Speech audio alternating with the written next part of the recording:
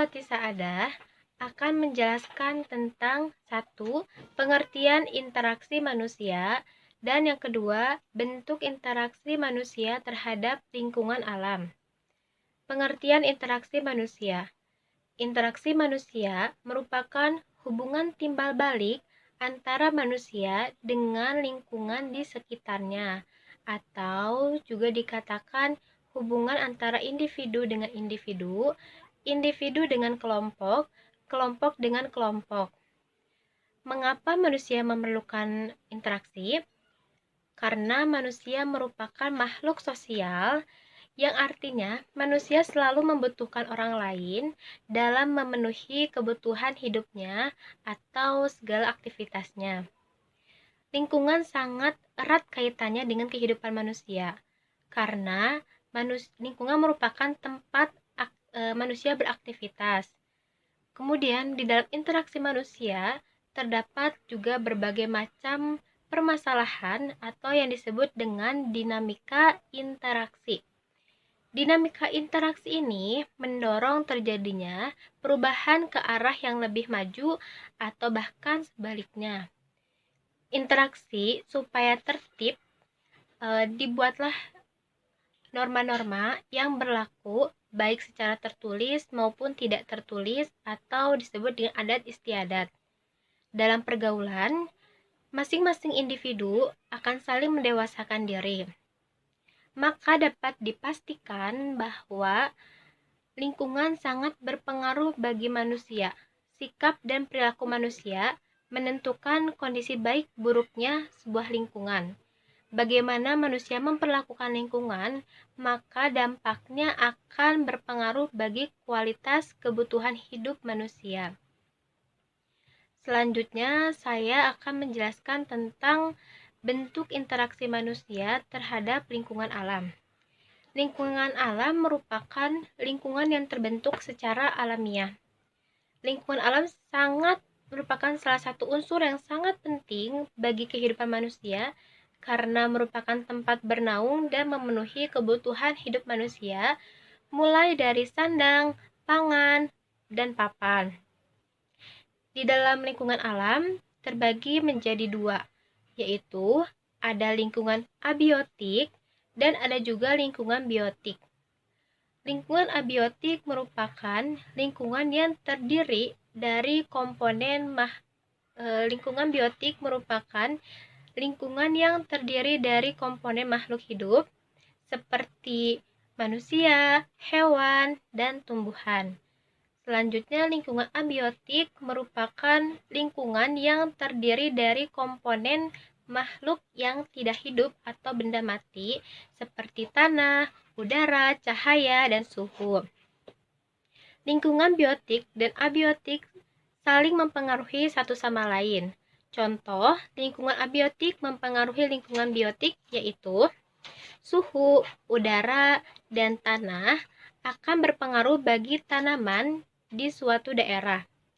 Selanjutnya, contoh lingkungan biotik yang mempengaruhi abiotik, yaitu di suatu daerah terdapat banyak tanaman yang berpengaruh bagi suhu udara semakin sejuk dan membuat air tanah semakin banyak. Itu merupakan kedua contoh hubungan dari lingkungan biotik dan abiotik. Selanjutnya, interaksi manusia terhadap lingkungan alam dapat dikelompokkan menjadi dua, yaitu satu, interaksi manusia menyesuaikan diri dengan alam. Contohnya, manusia hidup berdekatan dengan sumber makanan. Misalkan, manusia menyesuaikan diri dengan waktu tanam, manusia menyesuaikan waktu tanam dengan musim penghujan. Yang kedua, waktu berlayar disesuaikan dengan keadaan cuaca. Yang ketiga, manusia tidak membuat bangunan di daerah yang rawan bencana. Yang kedua, yaitu interaksi manusia yang mendominasi alam. Ilmu pengetahuan dan teknologi yang dimiliki manusia, pengetahuan teknologi yang dimiliki manusia dapat berpengaruh bagi kehidupan sumber daya alam.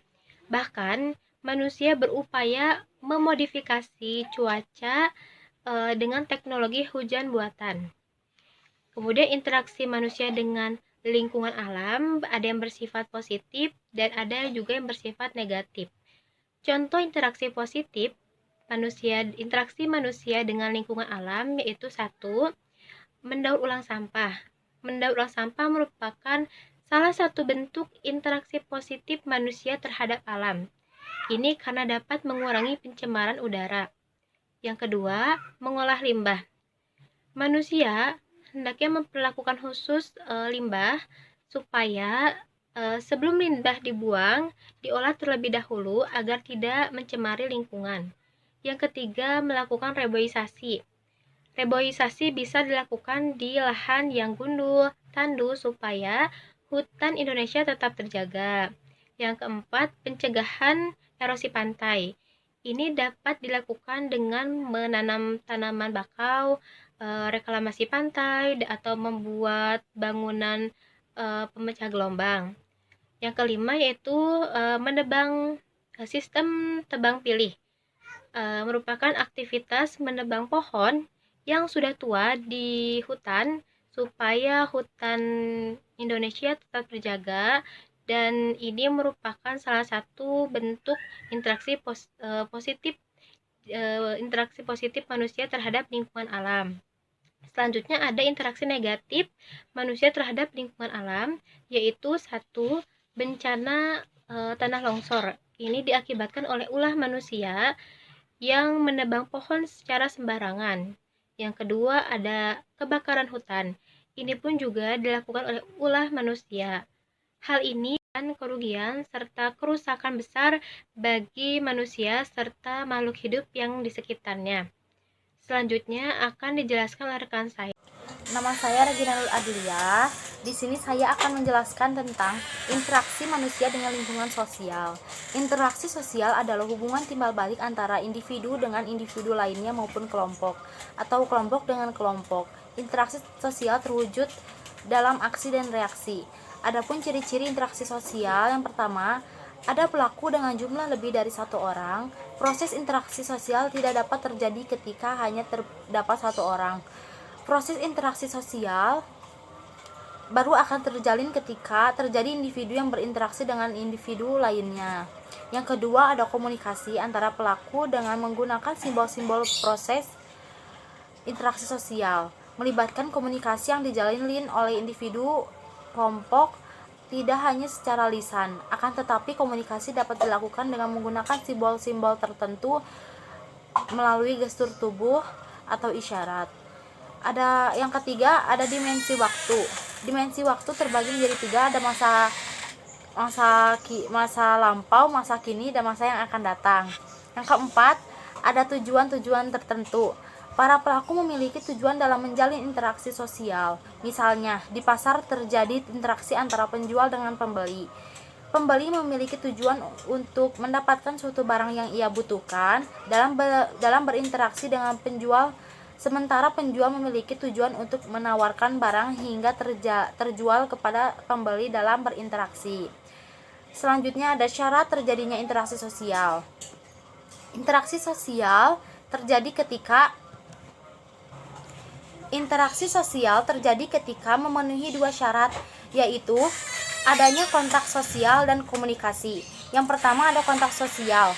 Pada dasarnya, kontak sosial adalah upaya hubungan antara satu pihak dengan pihak lain.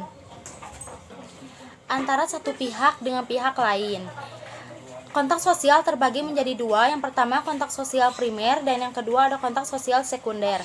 Yang kedua ada komunikasi. Jika kontak sosial adalah suatu cara dalam berinteraksi sosial, maka komunikasi adalah suatu proses penyampaian dan penerimaan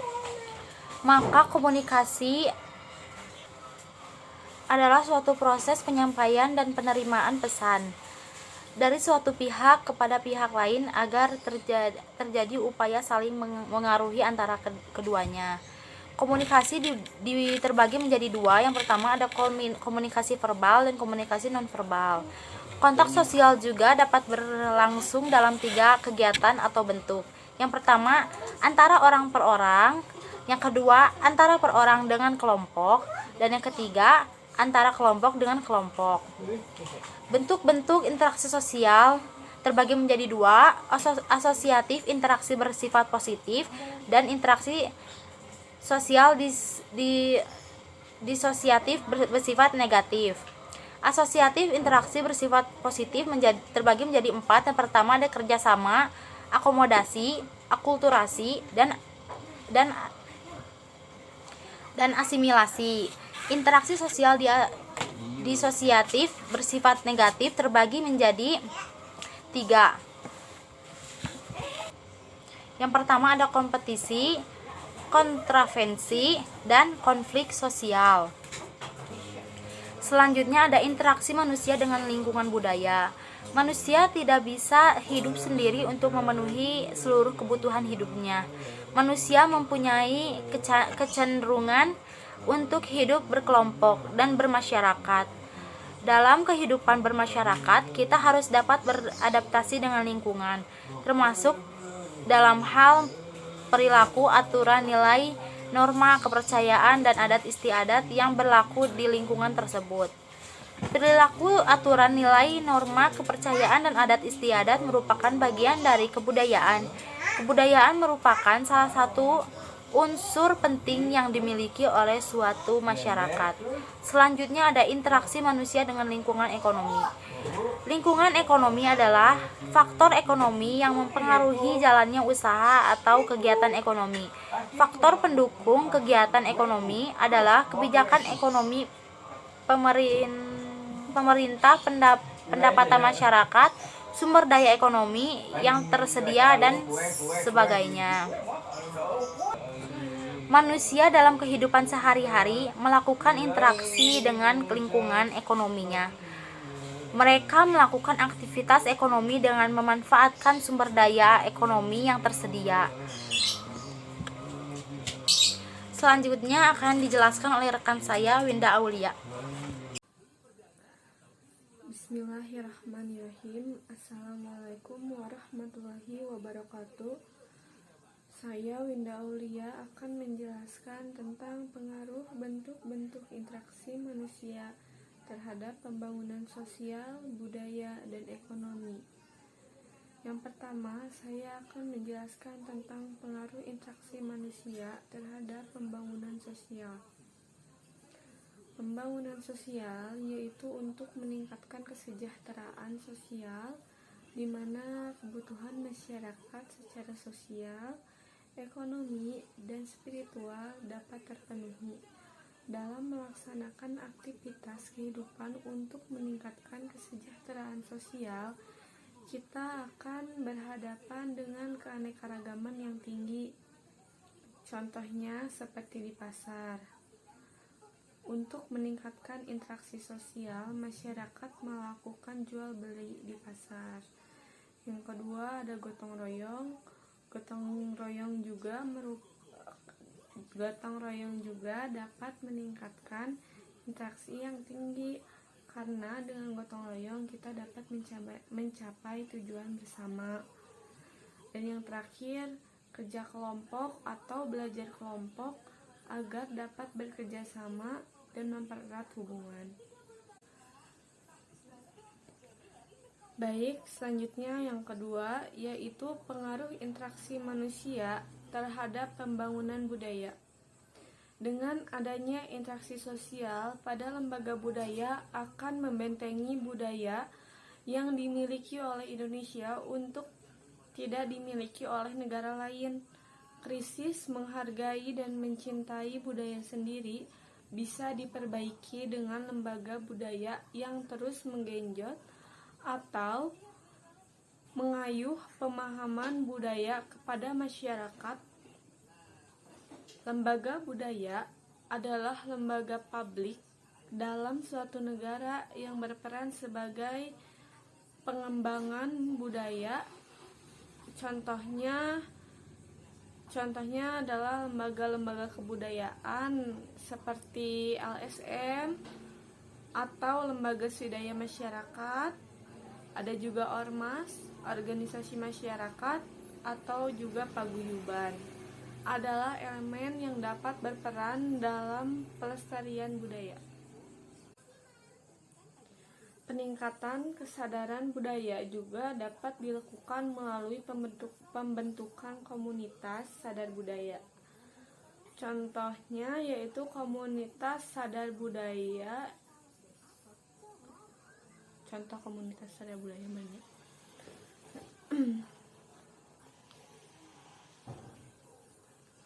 Peningkatan kesadaran budaya dapat dilakukan melalui pembentukan komunitas sadar budaya.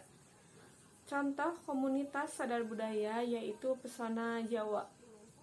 Pesona Jawa merupakan sebuah komunitas jalan-jalan dengan kegiatan berpetualang dan menjelajah, peduli akan keindahan dan eksotisme Nusantara, dan menikmati kekayaan sejarah dan keragaman budaya di Indonesia.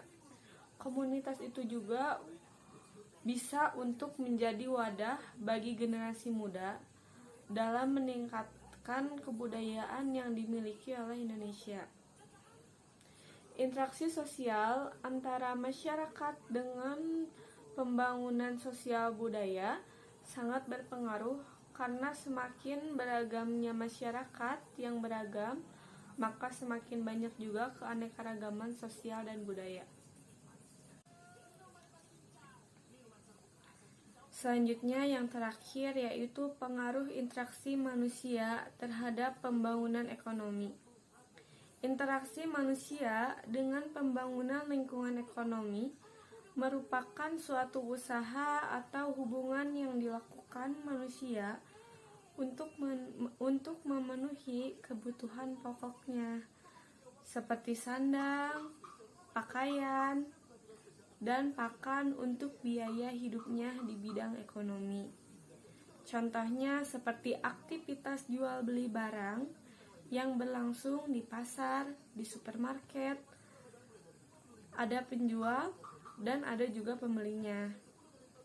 Gotong royong di bidang ekonomi memberi kesempatan kepada para ekonomi yang kecil dan menengah untuk memperoleh akses terhadap tanah, kredit, dan sumber daya lainnya. Hal ini perlu pembangunan struktural, misalnya menata kembali undang-undang pertahanan yang ada, agar dapat memberi akses pada masyarakat luas dan membatasi monopoli oleh pelaku ekonomi yang kuat. Baik, mungkin itu saja materi yang dapat saya sampaikan. Terima kasih. Wassalamualaikum warahmatullahi wabarakatuh.